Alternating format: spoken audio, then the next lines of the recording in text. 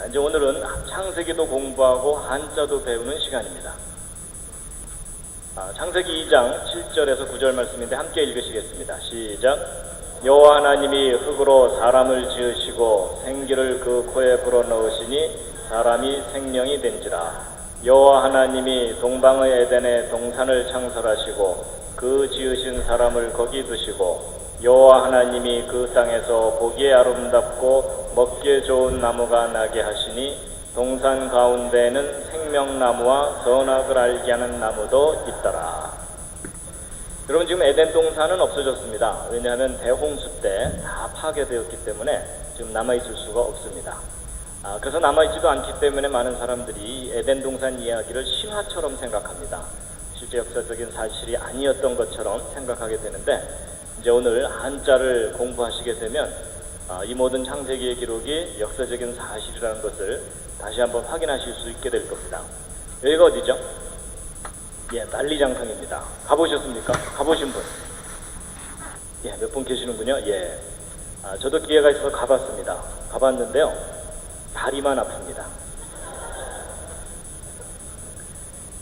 예, 오늘 이제 이런 한자들이 성경과 무슨 관계가 있는지를 이제 차근차근 설명을 드리려고 합니다. 한자가 성경과 관계 있을 거라고는 꿈에도 생각하지 못했었습니다. 저도. 그런데 이 사실을 알고 나서 너무 많이 놀랐습니다. 지금부터 대략 4,300년 전쯤에 전 세계적인 대홍수가 있었던 것을 지난번에 말씀드렸었습니다. 그래서 대홍수 이후에 새로운 역사가 다시 시작되었는데요. 우리는 홍수 이전 세상을 잃어버리고 살고 있습니다. 그래서 그 홍수는 창조 후 1656년에 있었던 홍수였고, 그 홍수 끝나고 나서 노아의 후손 중에 아브라함, 이삭, 야곱의 후손이 오늘날 이스라엘 민족이고, 그 다음에 그 나머지 모든 민족들은 이 중간에서 다 갈라져 나간 겁니다.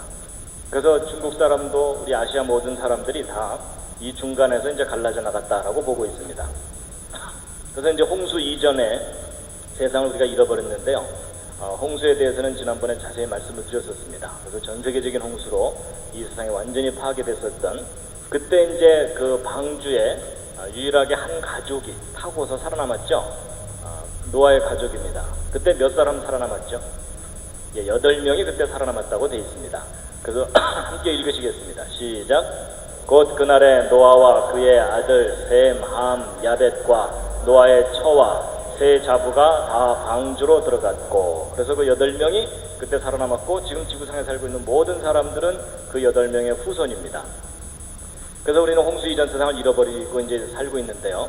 여러분, 그 홍수 끝나고 나서 이제 전 세계로 이제 사람들이 흩어지게 되는데, 그 흩어진 이야기는 지난번에 잠깐 말씀을 드렸던 것으로 알고 있습니다. 그래서 홍수 끝나고 나서 이제 동쪽으로 아예 베링해를 건너간 사람들이 아메리카 인디언들이고, 그러면 이제 동쪽으로 가다가 야, 우리는 다리가 아파서 더 이상 못 가겠다 하고 일로 쏙 들어온 것이 우리 조상들입니다. 그래서 금년이 단기로 4338년에서 이제 9년으로 되고 있는데, 그러니까 우리 민족의 시작이 지금부터 4300년 전쯤이라면 그게 바로 성경에서 이야기하는 노아의 홍수 때쯤입니다. 그래서 대홍수 직후에 전 세계로 흩어진 사람들 중에 한 민족이 우리 민족이다라고 보셔도 틀리지 않습니다. 그리고 이제 지난번 제가 무궁화 말씀은 드렸었나요? 안 드렸었군요. 예. 이건 그냥 참고로 말씀드리는 건데요. 여러분, 우리 대한민국의 나라꽃이 무궁화죠. 근데 여러분이 무궁화하고 성경과 무슨 관계가 있는 거 아십니까? 여러분, 예수님을 상징하는 꽃이 있죠. 그래서 찬송가에도 샤론의 꽃 예수라고 나오죠. 그 샤론의 꽃 예수가 뭐냐면 이스라엘의 그 샤론 평야에 피는 그 로즈 오브 샤론이라 해서 샤론의 장미꽃이거든요. 근데 우리는 장미꽃이라고 표현되어 있으니까 일반적인 장미꽃으로 알고 있는데 그렇지 않습니다. 이 샤론의 장미가 정확하게 무슨 꽃이냐면 무궁화 꽃입니다. 그래서 여러분, 이 무궁화 꽃이 바로 샤론의 장미입니다. 잘 모르셨죠? 그러니까 여러분, 놀랍게도 예수님을 상징하는 꽃이 무궁화 꽃인데 그 꽃을 우리 대한민국이 나라꽃으로 삼고 있는 겁니다. 기분 괜찮으시죠? 약간 얼떨떨하기도 하시죠? 왜 그걸 우리가 잘 상식처럼 몰랐을까요? 누가 안 가르쳐줘서 그런 겁니다. 그래서 여러분, 이 무궁화에 대한 학명이 여기 시리아라고 써있죠? 이 시리아가 이스라엘 북쪽에 있는 시리아 이쪽 지역입니다. 이쪽이 원산지입니다. 그래서 이쪽 지역의 옛날 유적 유물들을 발견해 보면 성벽이나 이런 곳에 무궁화 꽃잎, 나뭇잎 문양이 많이 발견됩니다. 예, 그냥 이것은 참고로 말씀드렸고요. 그 다음에 이제 동쪽으로 가다가 여기 땅 넓어 해 이러면서 살게 된 사람들이 누굽니까? 이게 이제 중국 사람들입니다. 예. 근데 이 중국 사람들을 포함한 아시아 사람들이 한자를 함께 사용하고 있잖아요. 근데 여러분 이 한자를 발명한 사람들은 중국 본토 사람들이 아닙니다. 연구를 해보면 이 한자는 동이족이라고 이 중국보다는 약간 동북 쪽에 살고 있는 사람들이 발명한 것이라고 지금 알려져 있습니다. 그럼 이쪽 사람들이 한자를 발명했다면 우리 조상일 가능성이 아주 높다는 얘기입니다. 그래서 이제 이 한자에 대해서 이제 말씀을 드릴 텐데요. 여러분 이 한자를 발명한 사람들이 성경대로라면 노아의 후손이겠죠. 그렇다면 한자 속에 뭔가 그 근거가 남아 있을 텐데 그 대표적인 예가 바로 이제 이 글자입니다. 이 글자는 제가 지난번에 말씀드렸었나요? 아니었군요. 그때 노아 홍수 이야기하면서 시간이 좀 없어서 이 부분은 빠뜨린 것 같습니다. 여러분 이 글자 무슨 글자이죠? 배선자입니다. 그래서 구조선, 유조선, 유람선 이럴 때 배선자인데 이 배선자를 분해를 해보면 배주자에 여덟 팔자에 입구자 이렇게 되어 있는데 이 입구자는 사람의 입을 가리킬 때도 쓰지만 사람의 숫자를 쓸 때도 씁니다. 그러면 배 여덟 사람 이렇게 되어 있습니다. 여덟 사람이 탄 배. 뭐 떠오르는 배 있으시죠? 예, 성경 창세기의 내용을 아는 사람들은 이게 노아의 방주와 관련되어 있는 것을 생각해낼 수가 있거든요. 여러분 대홍수 때 8명 살아남았거든요. 신기하죠? 근데 이제 이 글자 한 글자만 말씀드리면 어떤 분들은 야, 그 수많은 한자 가운데 어쩌다 한 글자가 성경하고 맞으니까 잘도 껴다 맞췄다. 이제 이러는 분들이 혹 있으실 겁니다. 근데 여러분 어쩌다 한 글자 맞으면 제가 쑥스럽게 이걸 뭘 소개를 해드리겠습니까? 그렇죠? 예, 오히려 반발심이 들죠. 근데 여러분 거꾸로 한번 생각해 보세요. 여러분이 이 한자를 발명한 옛날 사람들이라고 생각해 보자고요. 그럼 배와 관련지어서 왜 하필이면 그 수많은 숫자 중에 8팔자를 썼느냐 하는 겁니다. 여러분 어떤 글자가 오랫동안 사용되고 널리 사용되려면 그 글자를 만든 근거가 확실해야 됩니다. 그렇죠? 그럼 무슨 뚜렷한 근거가 없는 한 8팔자를 배와 관련해서 쓸 이유가 없다는 겁니다. 근데 성경 스토리를 우리가 알면 노아의 홍수 사건이 너무나 중요한 사건이고 그때 8명 살아남은 것이 아주 분명한 사실이었기 때문에 만약에 노아의 후손들이 글자를 만들었다면 이와 같이 만들었을 가능성이 높은 겁니다. 근데 이제 이 글자만 설명드리면 이제 우긴다 그러실까봐 또 다른 글자도 보여드리면요. 여러분 이것은 홍수 그럴 때 그 홍자죠. 그때 이게 뭐냐면 물숫자하고 함께 공자입니다. 왼쪽에 물숫자죠. 그래서 이것을 풀이를 해보면 물로 함께 멸망당했다 또는 홍수 때에 함께 살아남았다 이렇게 풀이될 수 있는 그런 모양인데 이 함께 공자 밑에도 8팔자가 또 들어있습니다.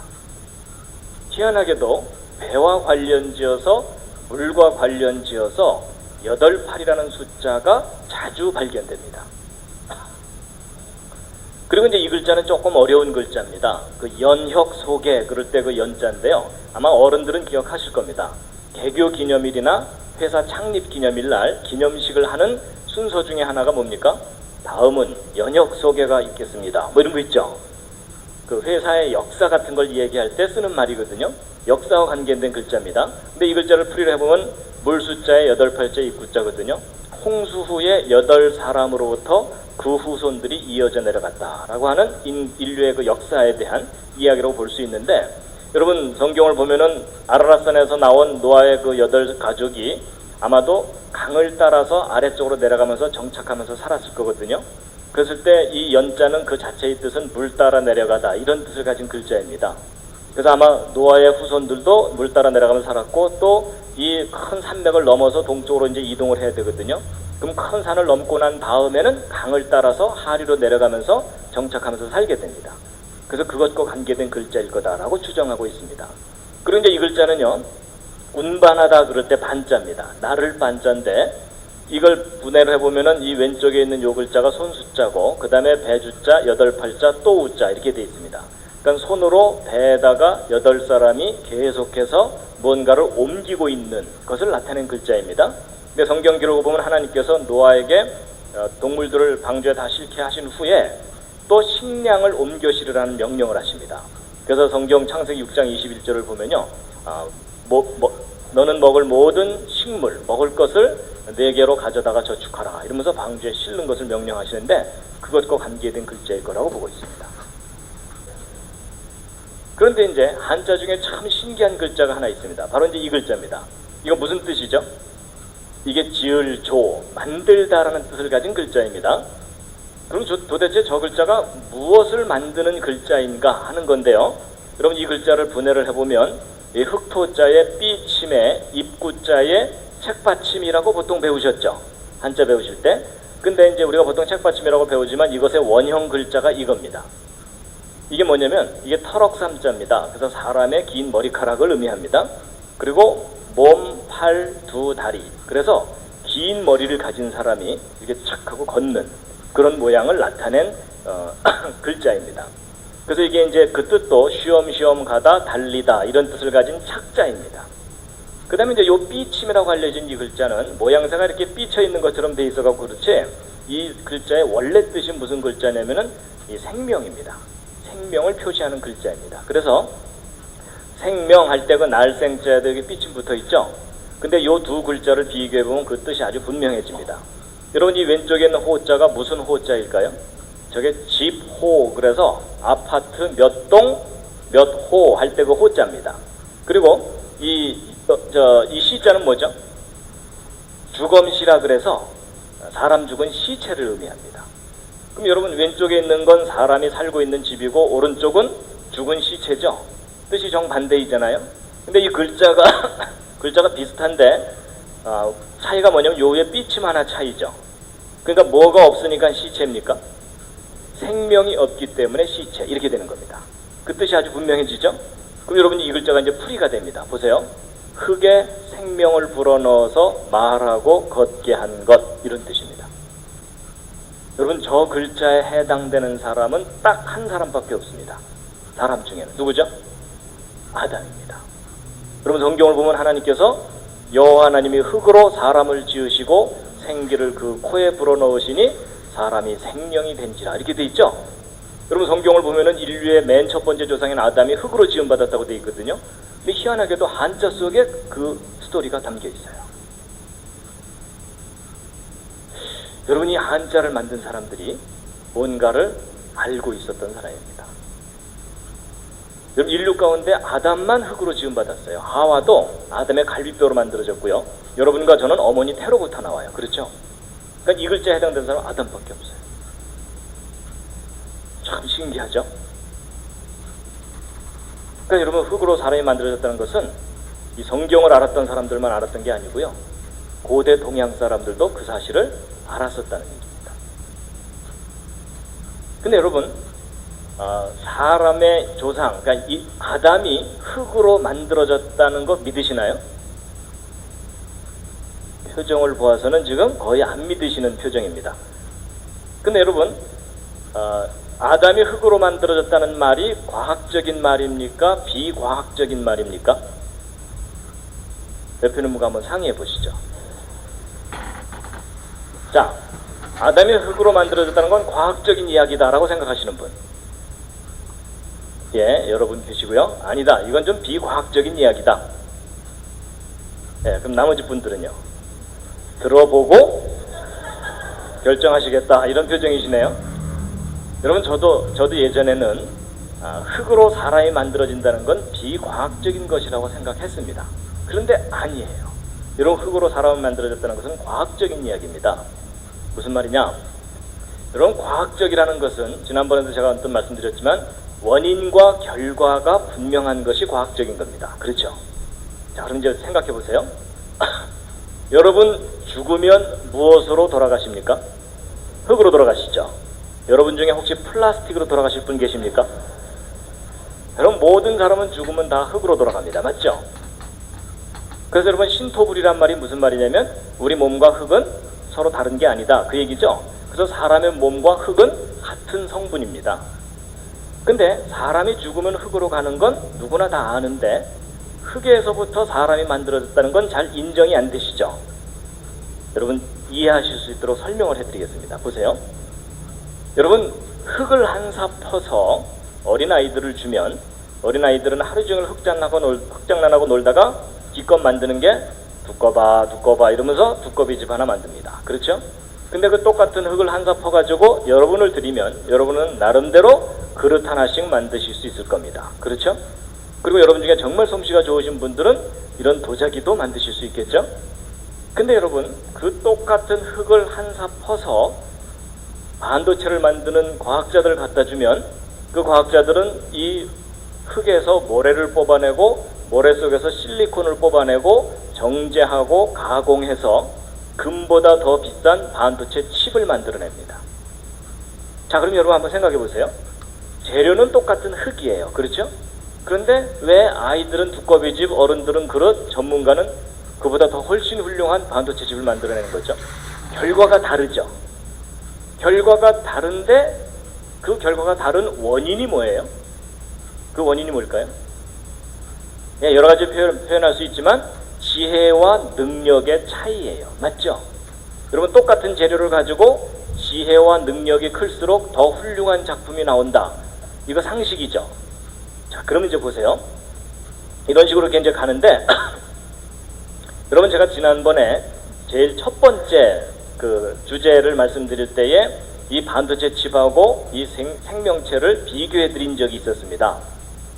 뭐 이미 지나간 추억이 되셨겠지만 하여튼 그런 적이 있었습니다. 그때 제가 이 반도체 칩과 세포의 정보 저장 능력에 대해서 비교를 해드린 게 있는데, 여러분 요 밑에 있는 칩 640권 새로 개발된 것 이 속에 책 2만 권을 집어넣는다 그랬죠? 근데 이 오른쪽 세포에는 대략 백과사전 1000권 정도의 유전 정보가 들어있다 그랬죠? 근데 여러분, 숫자상으로는 왼쪽이 더 커 보이지만 여러분, 이 세포를 반도체 칩 위에다가 올려놓으면 보여요, 안 보여요? 보이지도 않을 정도로 지극히 작은 곳에 1000권이 들어있는 거예요.